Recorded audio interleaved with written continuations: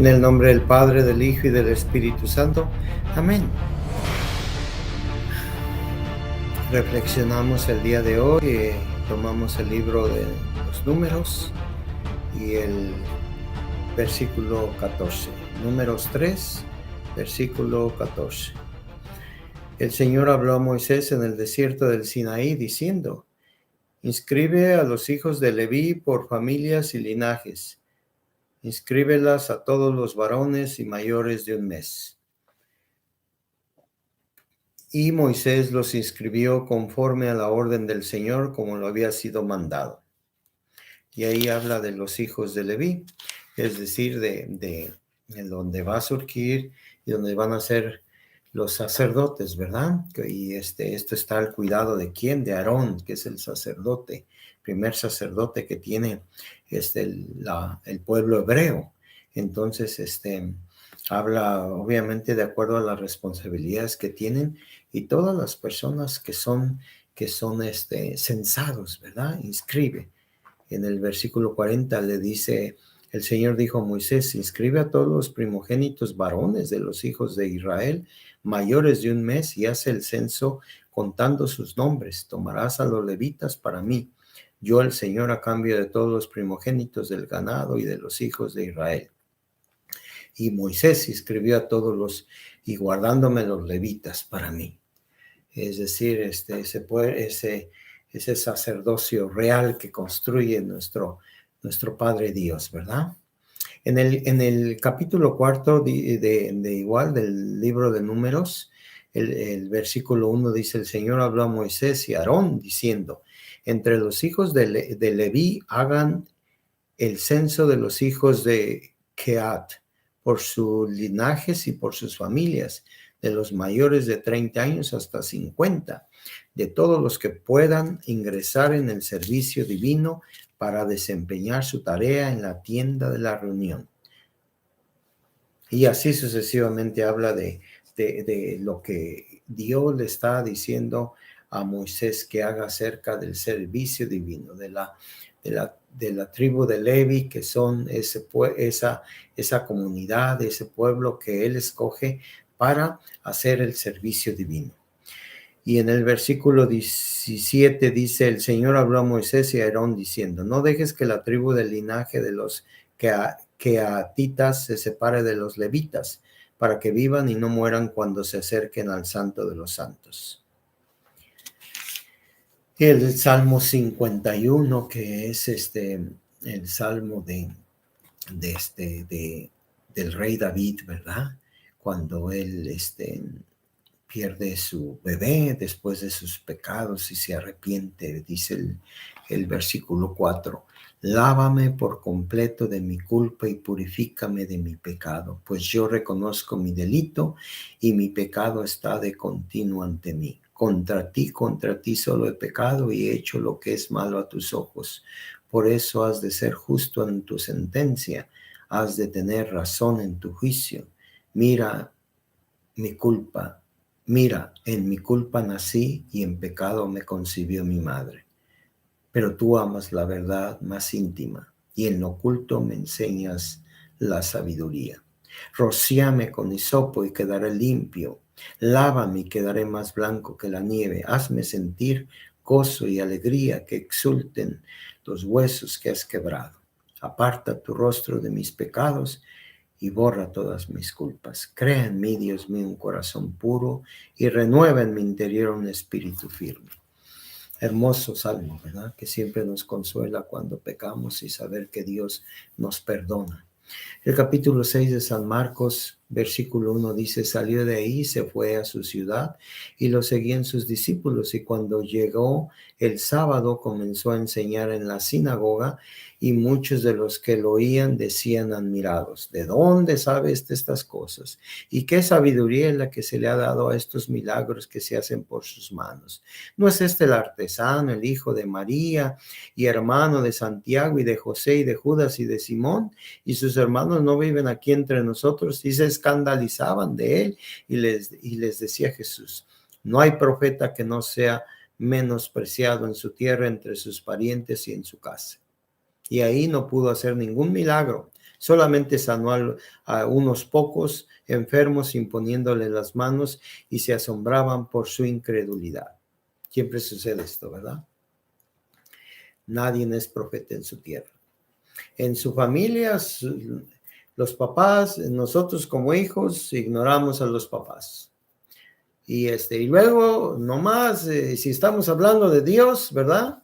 Empezamos a juzgar al papá y a la mamá porque pues no es perfecta la mamá y no es perfecto el papá, pues se enoja y no me deja salir y hay veces es intransigente y habla de Dios. Y de la familia igual. No, pues si nosotros lo conocemos, nosotros sabemos quién es. Y ahora bien, resulta que se convirtió. Resulta que está hablando de la palabra de Dios. No pasa eso. Sí, sí pasa eso. Jesús nos dice que sucede esto. Le sucedió a él mismo.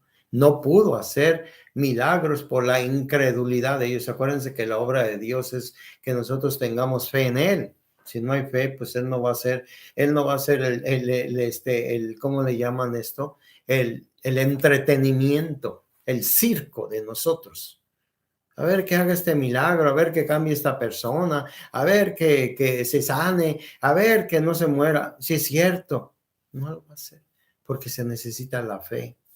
Él lo puede hacer sin fe, sí lo puede hacer, pero Dios no nos ha enseñado eso. Y luego el versículo 7 dice, y lo llamó a los 12 y comenzó a enviarles de dos en dos, dándoles potestad sobre espíritus impuros, y los mandó que no llevara nada para el camino, ni pan, ni alforja, ni dinero en la bolsa, sino solamente un bastón, y que fueran calzados con sandalias y que no llevaran dos túnicas.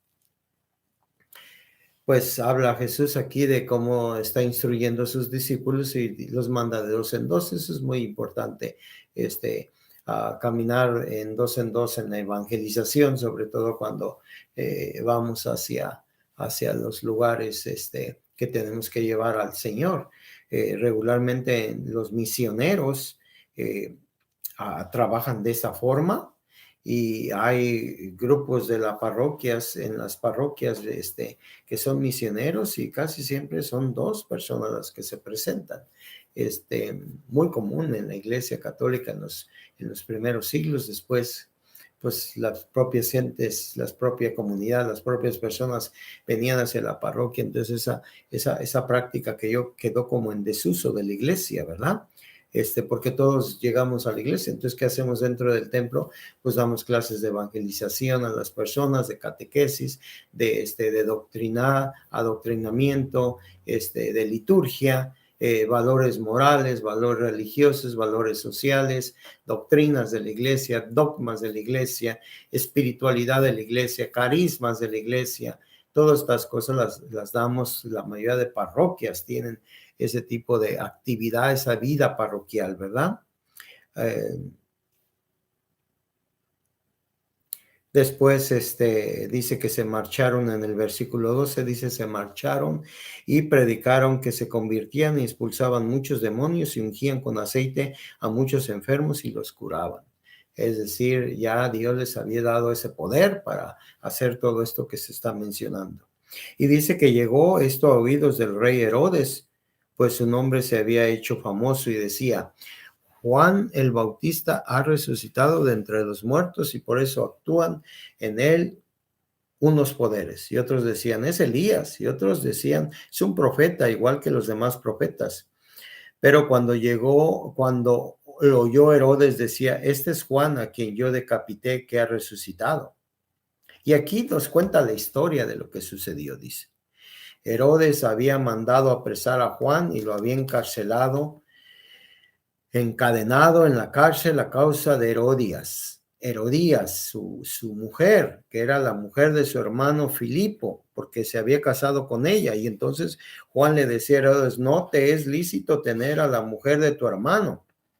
Y entonces dice que Herodes odiaba a Juan y quería matarlo, pero no podía porque Herodes tenía miedo de Juan, ya que se daba cuenta de que era un hombre justo y santo, y lo protegía al oírle, y al oírlo le entraban muchas dudas y le escuchaba con gusto. Qué interesante. O sea, era un proceso ya de seducción lo que estaba haciendo Juan el Bautista con Herodes. Lástima que la carne y las vísceras las antepuso este hombre, ¿verdad? Dice, cuando llegó un día propicio en el que Herodes por su cumpleaños dio un banquete a sus magnates, a los tributos y a los principales de Galilea, entró la hija de la propia Herodías, bailó y gustó a Herodes y a los que con él estaban a la mesa. Le dijo el rey a la muchacha, pídeme lo que quieras y te lo daré. Y le juró varias veces, cualquier cosa que me pidas te daré, aunque sea la mitad de mi reino. Y saliendo le dijo a su madre, la hija de Herodías, ¿qué le pido? Y ella le dijo, la cabeza de Juan el Bautista, contestó ella. Y al instante, entrando deprisa donde estaba el rey, le pidió, quiero enseguida que me des en una bandeja la cabeza de Juan el Bautista. El rey se entristeció, pero por el juramento y por los comensales no quiso contrariarla. Y enseguida el rey envió un verdugo con la orden de traer su cabeza. Este se marchó, lo decapitó en la cárcel y trajo su cabeza en una bandeja y se la dio a la muchacha. Y la muchacha le entregó a su madre. Cuando se enteraron sus discípulos, vinieron, tomaron su cuerpo muerto y lo pusieron en un sepulcro. ¿Hasta dónde puede llegar el hombre, verdad?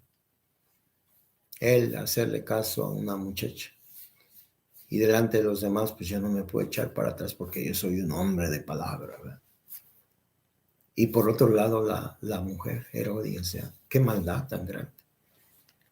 La cabeza de un hombre, la vida de un hombre quiero.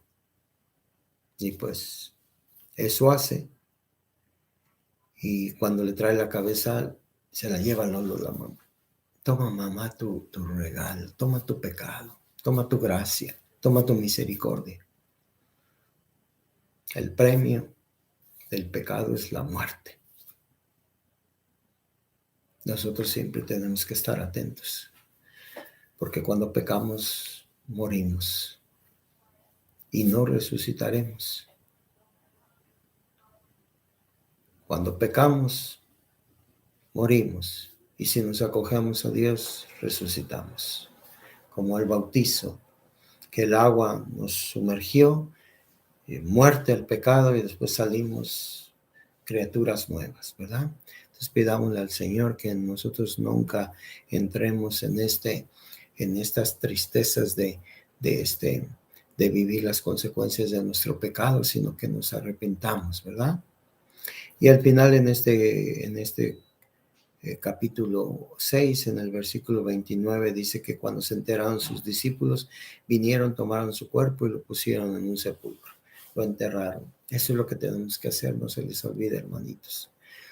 Estas cosas de incinerar y guardar las cenizas en la casa y ponérselas en tubitos y cada uno de la familia tener tantita ceniza de la mamá, del papá, de tatuársela, una pintura, tantas cosas tan paganas que estamos haciendo nosotros, que se nos olvida quiénes somos. Es necesario recordarnos que somos hijos de Dios. Por eso es tan importante escuchar la palabra de Dios. Que el Señor les bendiga.